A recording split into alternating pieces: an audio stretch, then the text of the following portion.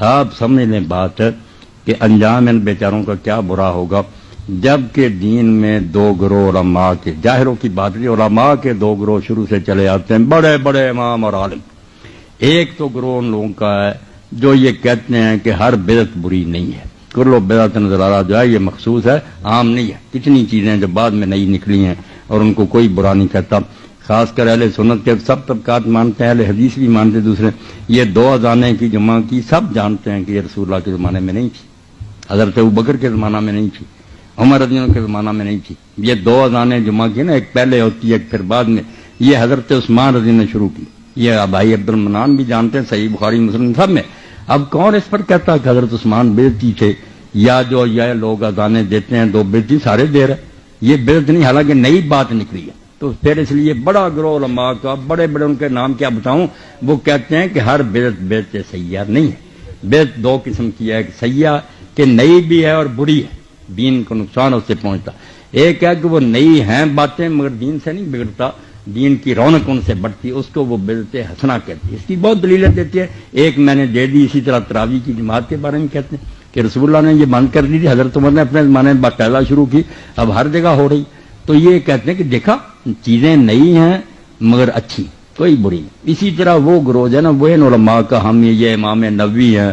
ابن عبدالسلام ہیں، ابن حجر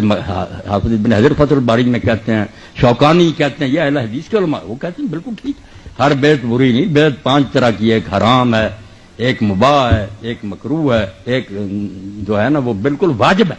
فرض ہے وہ بدعت۔ کہ یہ بدعتی فرقوں سے جو ہم مناظرے کرتے ہیں، علم کلام کی کتابیں لکھی ہیں، وہ کہتے ہیں کہاں کی پہلے لکھنی پڑی،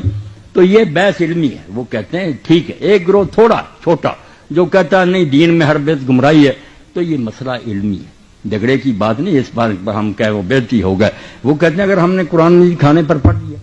اذان سے پہلے صلاۃ کے لیے کوئی برا کام نئی ہے ضرور، مگر دین درود شریف کو بھی جائز کرتا ہے، قرآن پڑھنے کو بھی جائز کرتا، تو اس کو وہ بدعت حسنہ میں داخل کرتے ہیں۔ میں نے بڑے بڑے علماء کا حوالہ دیا، عبد المنان صاحب کو میں پھر بعد میں بھی دکھاؤں گا، بڑے بڑے کہ ہر بدعت کو نہ برا کہو، کئی چیزیں بدعت ہوتی ہیں مگر وہ بہت اچھی ہوتی ہیں، وہ اس پہ لگے ہوئے۔ وہ علماء جو ہیں بیچارے کہتے ہیں ہم مانتے ہیں کہ یہ چیزیں سب نئی ہیں مگر کوئی بری نہیں، میلاد سے بھی نئی بات ہے، مگر یار سال بعد حضور کی محبت بڑھاتے ہیں، رونق بڑھاتے ہیں، مسلمانوں کو توجہ دلاتے ہیں، کتنا نبی اعلیٰ تمہیں خدا نے دیا، تو یہ بدعت حسنہ ہے، مانتے ہیں کہ نئی ہے مگر اچھی ہے۔ تو یہ پیچھے سے اختلاف چلا آ رہا، بڑے بڑے علماء، اس سے کوئی انجام نہیں برا ہوگا ان کے پیروں کو، بلکہ امام ابن تیمیہ جن کو جانتے ہیں عبد المنان صاحب کے ہمارے بہت بڑے علماء میں سے، انہوں نے خود یہ کہا اقتداء الصراط المستقیم میں کہ یہ لوگ بدعت جو کرتے ہیں وہ ان کے خلاف ہی تھے، مگر انہوں نے کہا آپ کو پتہ ہونا چاہیے کہ اللہ تعالیٰ ان کی نیت کا ان کو ثواب دے گا، بدعت ہونے کا عذاب ہوگا مگر اس لیے کہ وہ کرتے کیوں، حضور کی محبت میں کرتے ہیں، کہتے ہیں یہ نیت تو بہت اعلیٰ، اس کا ثواب بھی تولا جائے گا، اگر یہ بڑھ گئی محبت تو بدعت کا عذاب جو ہے کم ہو جائے گا، اللہ تولے گا او میرے نبی کی محبت میں کی۔ یہ خود انہوں نے کہا کہ میرے خیال میں ہے یہ بدعت کرتے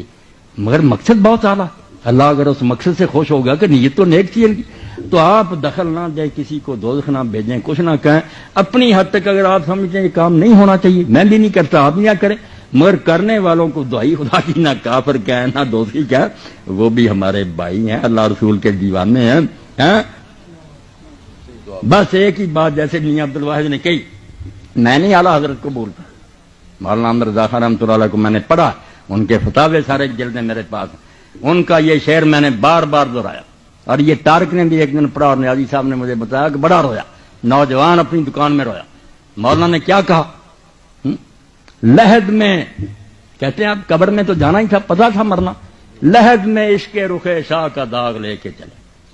ہم قبر میں کیا لے گئے، کچھ پلے نہیں تھا، رسول کی محبت کا داغ لے گئے، دل پر داغ لگا ہوا تھا، فرشتوں نے دیکھا، لحد میں عشق رخ شاہ کا داغ لے کے چلے، اندھیری رات سنی تھی چراغ لے کے چلے۔ کیسے دوزخ میں آپ دیکھتے ہیں، مجھے تو حیران، اللہ سے ڈر جائیں، کسی کو نہ دوستی کہیں نہ کافر کہیں، آپ کے علم میں جو بات ہے نا کہ صحیح اس طرح ہونا، آپ بے شک کریں مگر دوسروں کے پیچھے لٹ لے کے نہ جائیں۔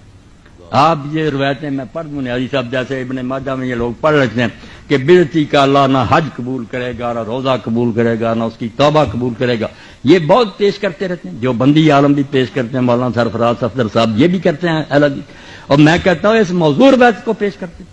وہ تو دوزخ میں جائیں گے ہی نہیں، آپ چلے جائیں گے۔ یہ حدیث جھوٹی ہے، ضعیف بھی نہیں، موضوع ہے۔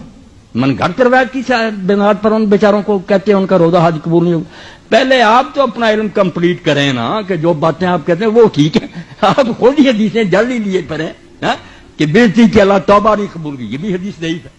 کوئی صحیح نہیں۔ آپ خدا کے لیے ڈر دیں، بالکل کسی بیچارے کچھ نہ کہو۔